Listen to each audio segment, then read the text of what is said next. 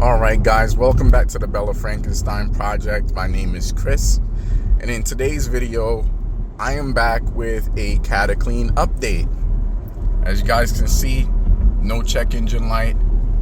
It is now June 19th and it is registration renewal time, and we have to get this thing smogged in order to get our registration renewed. So I am on my way to the smog check / repair shop. I haven't done anything else since pouring that bottle of Cataclean in here, and again, I suspected that this thing was throwing that check engine light because there was some carbon buildup, and it's possible that the oxygen sensor was just dirty from carbon, because even before I poured the Cataclean in there, things did improve just from me driving the vehicle vigorously on the highway. So I don't really expect anything exciting to happen outside of them just saying, hey, you passed your smog and send me on my merry way. So here we are.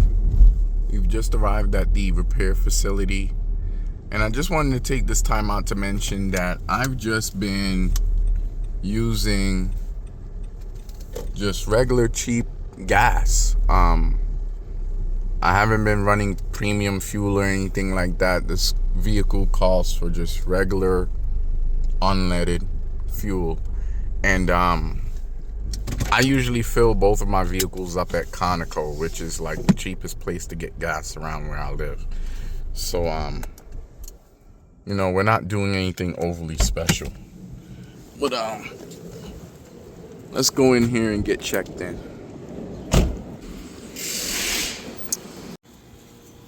Alright guys, so we're back home now, and as you can see, the smog results here. Pass. This was the initial test.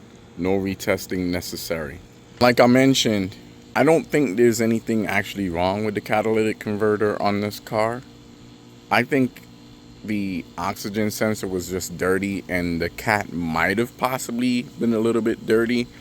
And my hypothesis is that because my wife is the primary driver of this vehicle, she only drives about 10-15 minutes to work 5 days a week, and the route that she takes is all local. So my thoughts is that the vehicle is not getting a chance to get up to its optimal temperature, and more importantly, it's not getting that old Italian tune-up that it needs every now and again. So one of the things that I've been doing since introducing the Cataclean into my fuel system, at least once a week, I take this thing on the highway myself and get it up to 80, and it's been running great. One of the things that I will say, when the check engine light came on, it did end up going off itself. I didn't have to turn it off with a scan tool. And what I found was that it cleared itself after me taking it on the highway. Of course, when I went back and I rescanned the car's computer, there wasn't even a historical code in there. Initially, when I found the P0420 code, I cleared the code and then proceeded to drive the vehicle, and I want to say maybe a week or two later, it came back. But at that time, I wasn't doing any highway driving whatsoever.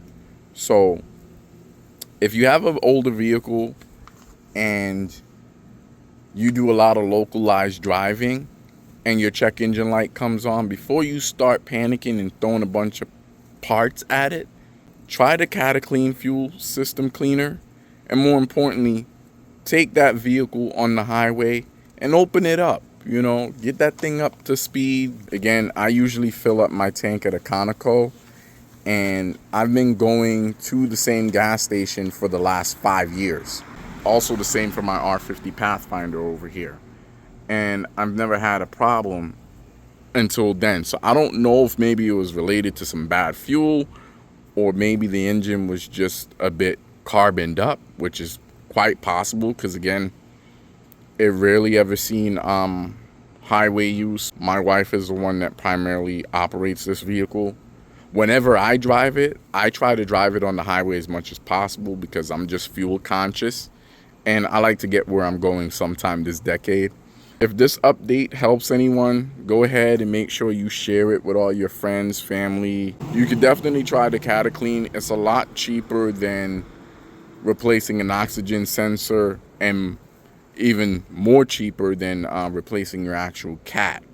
Because initially when I was telling my wife like, hey, we got a cat code, she's like, okay, great, how much is that gonna cost to fix? And I was like, man, that's gonna set us back a couple of hundred.